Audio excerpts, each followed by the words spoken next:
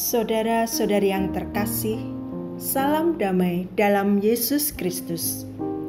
Hari ini, Jumat tanggal 23 April 2021, merupakan hari biasa Pekan Paskah ketiga. Bersama saya, Suster Maria Margareta Lis Indriasari OSU, dari Susteran Ursulin, Komunitas Santa Maria Surabaya. Kita akan membaca kitab suci dan merenungkan sabda Tuhan. Marilah kita berdoa. Dalam nama Bapa dan Putra dan Roh Kudus. Amin.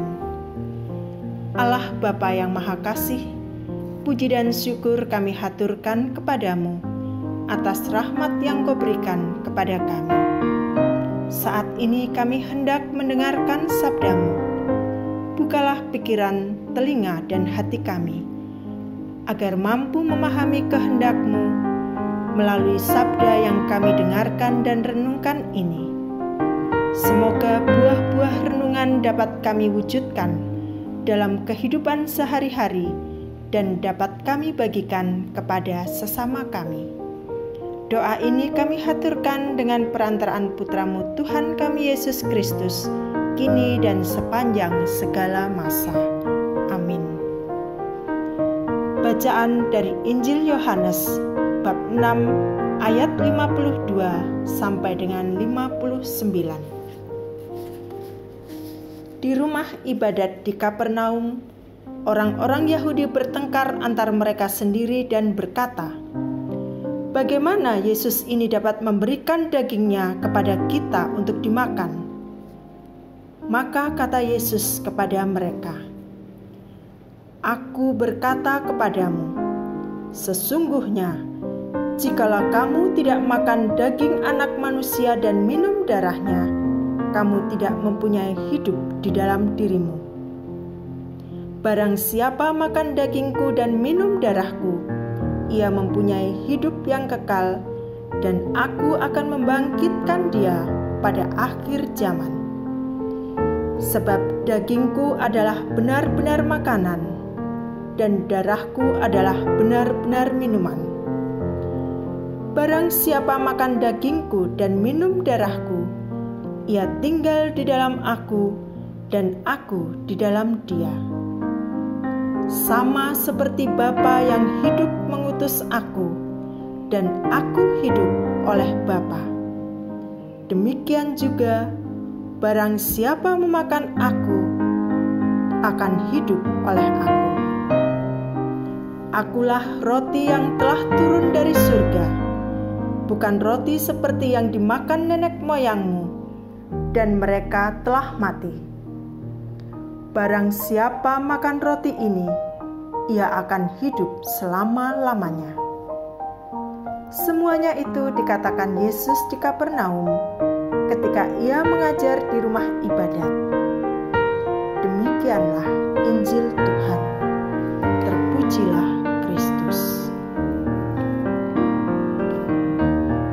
Saudara-saudari yang terkasih, kita tahu bahwa makanan dan minuman adalah kebutuhan hidup manusia yang paling dasar. Kebutuhan yang paling dasar ini harus dipenuhi agar manusia mendapat kekuatan dan bertahan hidup. Tanpa makanan dan minuman, tubuh kita menjadi lemah, tidak berdaya, sakit, dan bahkan mengarah kepada kematian. Karena lapar dan haus dapat mendorong manusia untuk melakukan kejahatan dan bertentangan dengan ajaran cinta kasih. Saudara-saudari yang terkasih, dalam sabda Tuhan yang baru saja kita dengar, Yesus memberikan dirinya sebagai makanan dan minuman. Artinya, Yesus mau bersatu dengan kita melalui seluruh pengalaman hidup. Yesus pun mau mengenal kelemahan kita dan memberi kekuatan. Asal dari pihak kita mau membuka hati. Dalam kehidupan sehari-hari, beraneka warna permasalahan dan pergulatan hidup kita hadapi.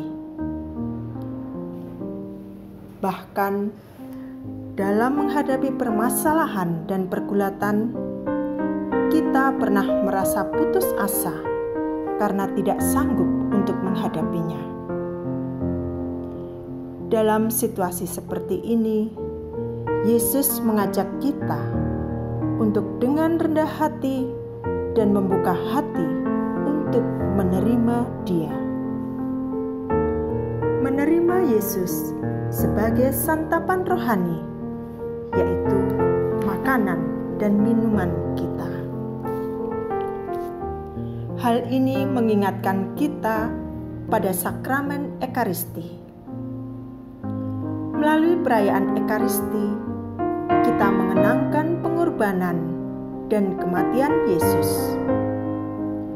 Dalam sakramen Ekaristi, kita menerima tubuh dan darah Yesus dalam komuni kudus. Dengan menyatakan amin dalam menyambut tubuh dan darah Yesus, kita percaya akan pengorbanan dan kematian Yesus.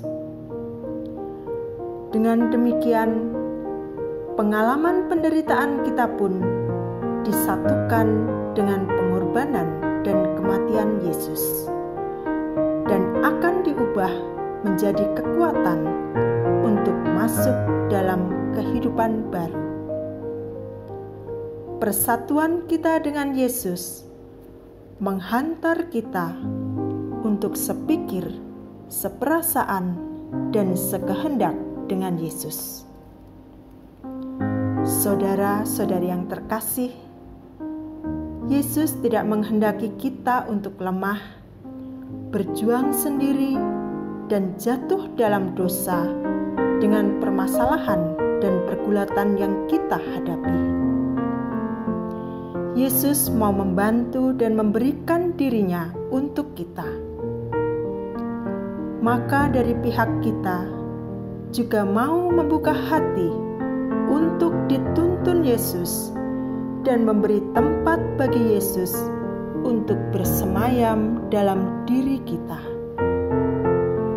Marilah kita mohon rahmat untuk dituntun oleh Yesus dalam segala pengalaman hidup kita. Dimuliakanlah Allah untuk selama-lamanya. Marilah kita berdoa. Allah Bapa yang Maha Kasih, kami percaya bahwa Engkau selalu menyertai perjalanan hidup kami agar tidak jatuh ke dalam dosa. Engkau adalah sumber kekuatan hidup kami.